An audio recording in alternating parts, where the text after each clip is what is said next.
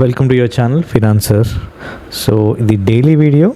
దీంట్లో నేను చేసిన trade charts, entries, exits and psychology కూడా డిస్కస్ చేస్తాను ఫస్ట్. దీని తర్వాత ఇమీడియట్లీ మార్కెట్లో జరిగే ఇంపార్టెంట్ న్యూస్ గురించి డిస్కస్ చేద్దాం మనం. ఓకే, న్యూస్ గురించి డిస్కస్ చేయడం కాకుండా దాని చార్ట్స్ కూడా చూద్దాం.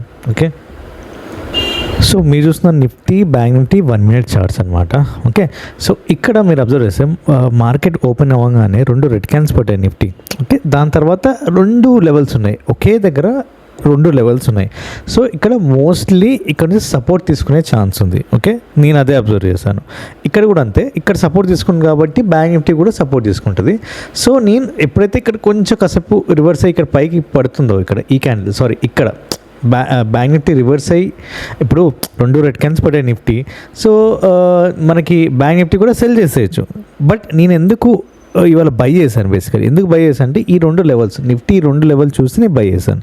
మనం అనుకున్నట్టుగానే ఇక్కడ పైకి వెళ్ళింది బ్యాంక్ నిఫ్టీ. ఓకే, సో నేను సమ్వేర్ ఇక్కడ బై చేశాను, ఇక్కడ బై చేశాను. ఇక్కడ ఈ మంచి సపోర్ట్ నిఫ్టీని చూసి బ్యాంక్ నిఫ్టీ బై చేశాను, గుర్తుపెట్టుకోండి. ఓకే, సో ఇక్కడ సమ్వేర్ బై చేస్తే ఇక్కడ వరకు వెళ్ళింది. ఎప్పుడైతే ఈ లెవెల్ టచ్ అయింది, ఇక్కడ ఎగ్జిట్ అవుదాం అనుకున్నాను, లేదు కొంచెం పైకి వెళ్ళగానే ఎగ్జిట్ అవుదాం అనుకున్నాను, ఇక్కడ ఎగ్జిట్ అయిపోయాను. Okay, clear. సో మంచి ప్రాఫిట్ వచ్చింది. ఇక్కడ మనం అదే ఇక్కడ చూస్తే నిఫ్టీ ఇది బ్రేక్అవుట్ ఇచ్చింది కదా, ఇక్కడ ఇంకా పైకి వెళ్ళలేదు. Compare to bank Nifty, Nifty ఎక్కువ పాయింట్స్ లేవు. ఓకే, అట్లీస్ట్ ఇక్కడ ఇంత మంచి సపోర్ట్ తీసుకున్నప్పుడు పైకి వెళ్ళాలి, ఈ రెడ్ లెవెల్ అనేది బ్రేక్ చేయాలి, కానీ బ్రేక్ చేయలేదు. బ్యాంక్ నిఫ్టీ కూడా ఇక్కడ వరకు వెళ్ళి దాని తర్వాత సైడ్ వేస్ అయిపోయింది మార్కెట్. దాని తర్వాత సైడ్ వేస్ అయ్యి ఇంకా కొంచెం కిందకి వచ్చేసేసింది మార్కెట్. లాస్ట్లో మళ్ళీ రివర్స్ అయ్యి పైకి వెళ్ళింది.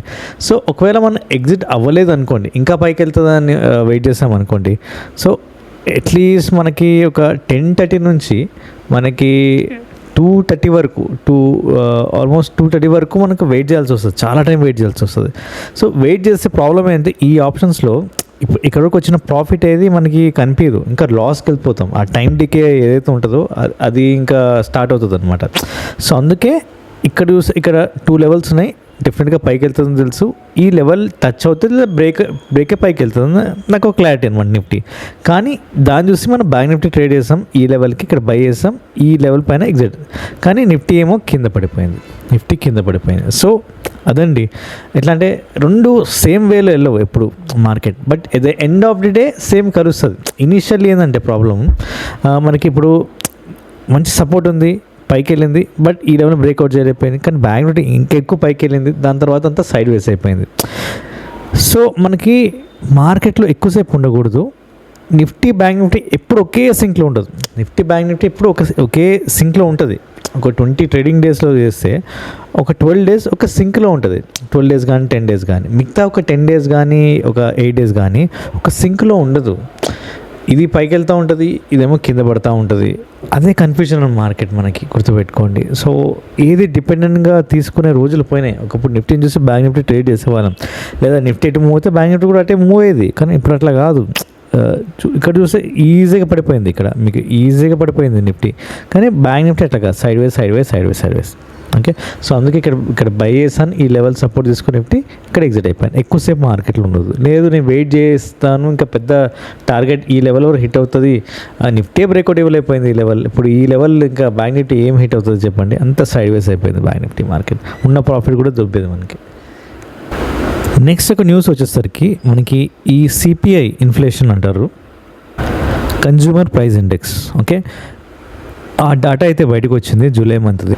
సో ఈ సిపిఐ ఇన్ఫ్లేషన్ ఏంటంటే ఒక rate of change in prices అనమాట. ఓకే, సో సింపుల్గా చెప్పాలంటే ఇది సిపిఐ ఇన్ఫ్లేషన్ ఏంటంటే అదొక స్పీడ్ని చెప్తుంది. ఆ స్పీడ్ ఏంటంటే ప్రైజెస్ ఎంత ఫాస్ట్గా వెళ్ళిపోతున్నాయి. ఓకే, సో ఆ ప్రైజెస్ అంటే మనకి ఎవ్రీడే ప్రైజెస్ అనమాట. లైక్ ఫుడ్ సంబంధించింది కానీ, హౌసింగ్ కానీ, క్లోతింగ్ కానీ, ట్రాన్స్పోర్టేషన్, ఇవన్నీ ప్రైజెస్ అనేవి ఇంక్రీజ్ అవుతున్నాయి. ఏ రేట్లో ఎంత స్పీడ్లో ఇంక్రీజ్ అవుతున్నాయి అనేది ఈ పర్సంటేజ్ అనేది చెప్తుంది అనమాట. జూన్లో 4.38% ఉండేది, ఇప్పుడు 4.45% అని ఇంక్రీజ్ అయింది జూలైలో. సో ఆల్మోస్ట్ ఒక 19 months నుంచి హైలో ఉన్నాం అనమాట. 19 month హై ప్రైజెస్ అయితే ఉన్నాయన్నమాట. దీనికి మెయిన్ కారణం అంటే ఈ ఫ్యూయల్ ప్రైజెస్ ఒకటి, ఫుడ్ ప్రైజెస్ ఒకటి, ఈ సర్వీస్ కాస్ట్ ఇంక్రీజ్ అవ్వడం వల్ల ఫుడ్ ఇన్ఫ్లేషన్ కూడా ఇంక్రీజ్ అయింది. 5.2% to 5.5% అయితే ఇంక్రీజ్ అవ్వడం జరిగింది. చాలా వెజిటేబుల్ ప్రైజెస్ అయితే ఇంక్రీజ్ అయ్యాయి.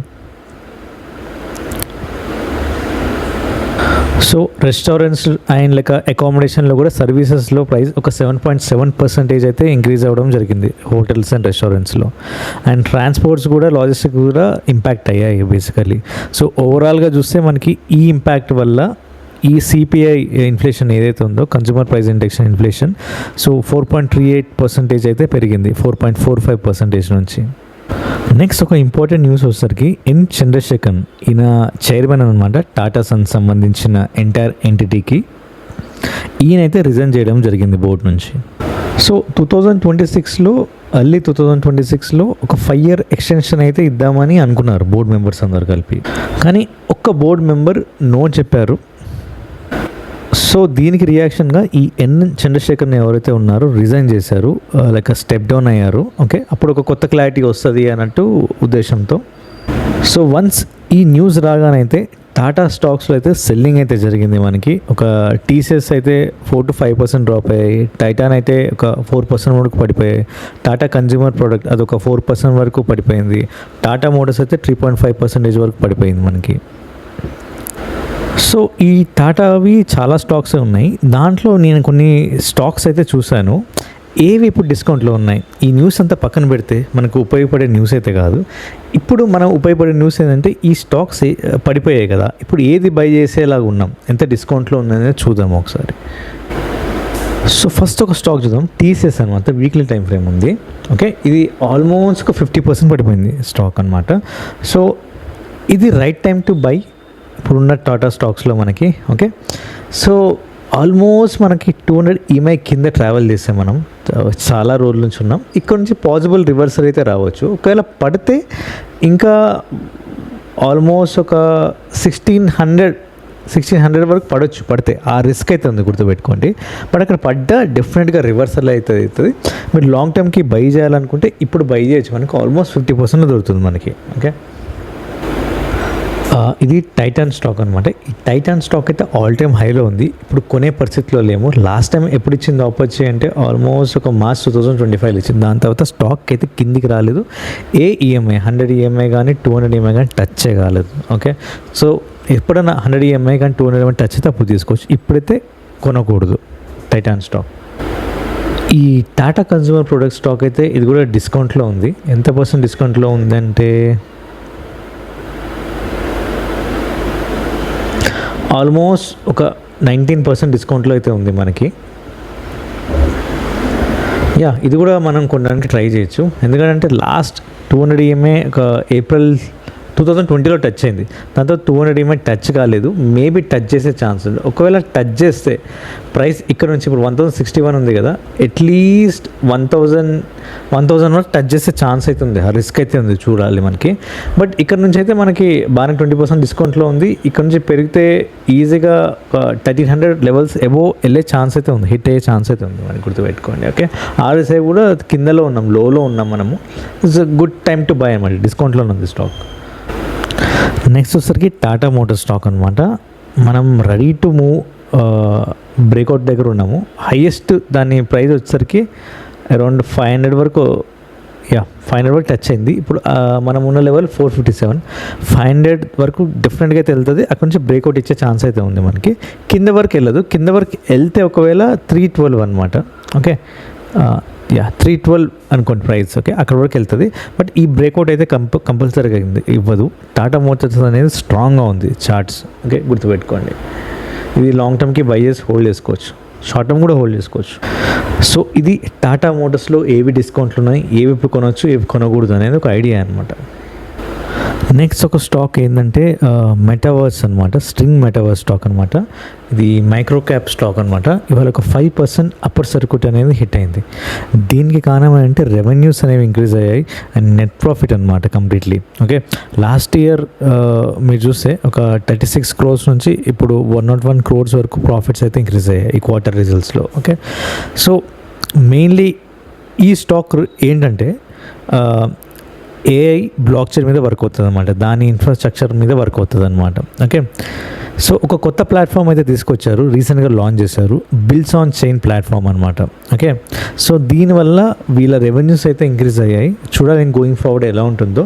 బట్ మీరు చూసారు కదా, ఇప్పుడు ప్రైస్ వచ్చేసరికి ఒక ₹7 అయితే ఉంది. ఓకే, సో ఇంక్రీజ్ అయింది, 2 గ్రీన్ క్యాండిల్స్ పడ్డాయి మనకి. ఓకే, ఇవాళ ఒకటి నిన్న ఒకటి. సో కొంచెం పాసిబుల్ రివర్సల్ అయ్యే ఛాన్స్ ఉంది. ఇక్కడ బై చేసి మన టార్గెట్ అట్లీస్ట్ మనకి ఒక ₹15 లేదా 70-20 ఇక్కడ పెట్టుకోవచ్చు. ఆర్ అట్లీస్ట్ డెఫినెట్గా అయితే లాంగ్ టర్మ్లో అయితే ఒక ₹26 అయితే ఇంక్రీజ్ అయ్యే ఛాన్స్ ఉంది. ఇప్పుడు ₹7 కదా, ₹26 అయితే ఇంక్రీజ్ అయ్యే ఛాన్స్ ఉంది. మనం చూడాల్సింది ఒకసారి ఫండమెంటల్స్ చూసేద్దాం క్విక్గా. ఫస్ట్ మైనస్ ప్రాఫిట్స్ పోజ్ చేసుకుంటూ ఇప్పుడు పాజిటివ్ ప్రాఫిట్స్ పోజ్ చేసుకుంటూ ఇంక్రీజ్ అవుతుంది. మార్చ్ 2026లో 35 పోజ్ చేసింది. జూన్ 2026 క్వార్టర్లో 37 క్లోజ్ అనమాట, ఇంక్రీజ్ అయింది. ఓకే, సో రెవెన్యూస్ పరంగా చూస్తే అండ్ నెట్ ప్రాఫిట్స్ పరంగా చూస్తే బాగుంది. అండ్ ఆపరేటింగ్ ప్రాఫిట్ కూడా ఇంక్రీజ్ అవుతూ వస్తుంది కంప్లీట్గా 25, 32, 36, 44 అనమాట. ఓకే, మేబీ బై చేసుకొని అయితే పెట్టుకోవచ్చు, మంచి స్టాక్ అని అనిపిస్తుంది. ఎందుకంటే ఫినాన్షియల్స్ బాగున్నాయి అండ్ బ్లాక్ చైన్ మీద స్టాక్ అనమాట. అంటే బిట్కాయిన్ వీటి మీద వర్క్ అవుతూ ఉంటుంది ఇవి. సో ఇదొక పెన్నీ స్టాక్ అనమాట. చాలా రిస్క్ ఉంటుంది, కొన్ని రోజులు పెట్టుకోవాలి. ఇమీడియట్గా సెల్ చేస్తా అంటే కాదు, లిక్విడిటీ అనేది ఉండదు ఈ స్టాక్లో. ఓకే, కొన్ని రోజులు వెయిట్ చేయాలి పట్టుకొని. సో అదండి ఇవాళ వీడియో. చార్ట్స్ గురించి డిస్కస్ చేసాం కదా, నేను చేసే ట్రేడ్ ఎలా చేయాలనేది. ఓకే, ఎంట్రీ కానీ ఎగ్జిట్ కానీ లెవెల్స్ కానీ సైకాలజీ కానీ ఇలా ట్రేడ్ అయితే చేయాలి సింపుల్గా. కాంప్లికేషన్ అయితే చేసుకోవద్దు ట్రేడ్ అనేది. అండ్ ఇట్లా ఫండమెంటల్స్ అనేవి ఇలా చూసుకోవాలి. న్యూస్ చూడడమే కాదు, న్యూస్ చూడగానే ఇమీడియట్గా చార్ట్ చూడడం, దాని ఫండమెంటల్స్ చూడడం, ఫినాన్షియల్ చూడడం నేర్చుకుంటే మనకు ఒక క్లియర్ ఐడియా అని వస్తుంది. అప్పుడు ఇన్వెస్ట్మెంట్ చేయొచ్చా లేదా అనేది మనం ఇంకా డెసిషన్ తీసుకోవచ్చు అనమాట. ఇది ఇవాల్టి అప్డేట్స్. Thanks for watching. రేపు కలుద్దాం.